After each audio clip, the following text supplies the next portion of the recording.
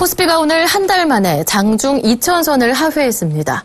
이에 따라 향후 코스피 지수의 향방에 관심이 집중되고 있는데요.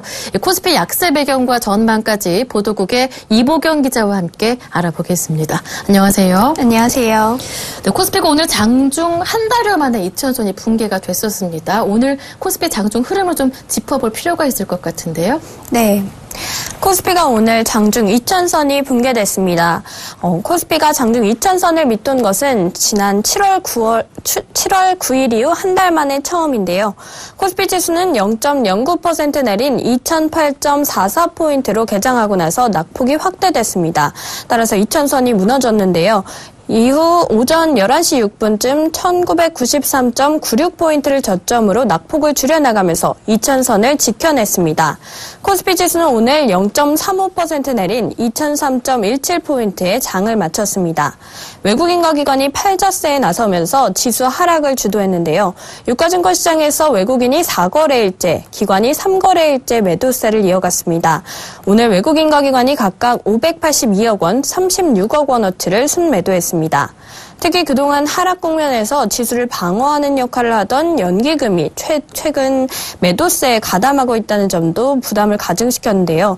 연기금은 지난 한 주간 4,410억 원어치를 순매도했고 오늘도 연기금은 32억 원을 팔았습니다. 오늘 코스닥 시장에서도 외국인의 678억 원을 순매도해서 지수 하락을 이끌었습니다. 코스닥 지수는 오늘 0.69% 하락한 746.34포인트에 마감했습니다. 네, 그렇다면 코스피가 이렇게 장중에 2,000선을 내줄 정도로 부진했던 이유는 어디에서 찾을 수 있을까요?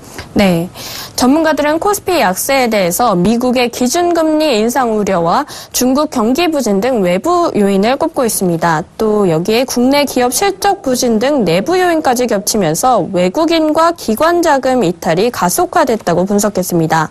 현지 시간 7일 발표된 미국의 지난달 고용 지표가 양호하게 나타나면서 시장에서 9월 미국 금리 인상에 대한 미국 금리 인상에 더욱 무게가 실렸습니다. 미국의 7월 신규 취업자는 21만 5천 명으로 올해 취업자 평균치에 가까웠습니다. 또 실업률은 5.3%를 기록했는데요. 이는 미국 연방준비제도 이사회가 올해 말까지 달성을 예상했던 수준과 일치합니다.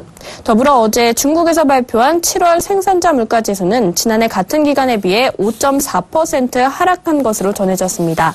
이로써 중국의 생산자 물가지수는 41개월 연속 하락세를 이어갔습니다. 특히 지난달 낙폭은 2009년 10월 이후 가장 컸습니다.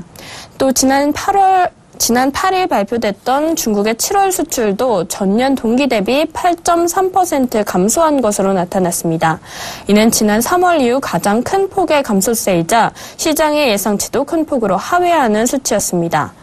또 내부적으로 2분기 기업 실적 부진과 롯데그룹의 경영권 분쟁 등 악재가 겹치면서 투자 심리가 위축됐습니다.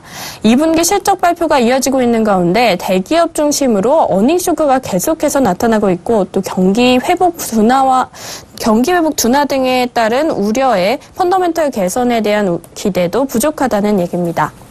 네, 그렇다면 전문가들은 앞으로 주식시장이 어떻게 움직일 것이라고 보고 있는지요? 네, 전문가들은 9월 미국 금리 인상론에 무게가 실려있는 만큼 또 당분간 투자 심리가 위축될 것이라고 보고 있습니다. 여기에 3분기 기업 실적 전망도 밝지 않아서 코스피 지수가 하락 흐름을 보일 것이라고 전망하고 있습니다. 그러나 최근 들어서 지속적으로 조정을 받아온 만큼 하방 경직성은 확보될 것이라는 전망입니다. 또 지수 반등은 현재 투자 심리를 얼어붙게 만든 주요인이 미국 금리 인상인 만큼 이에 대한 불확실성이 해소되는 시점에야 가능할 것이라고 분석을 내놓고 있습니다. 네, 이렇게 시장이 조정 국면에 들어있을 때는 투자 전략을 어떻게 세워야 하나요?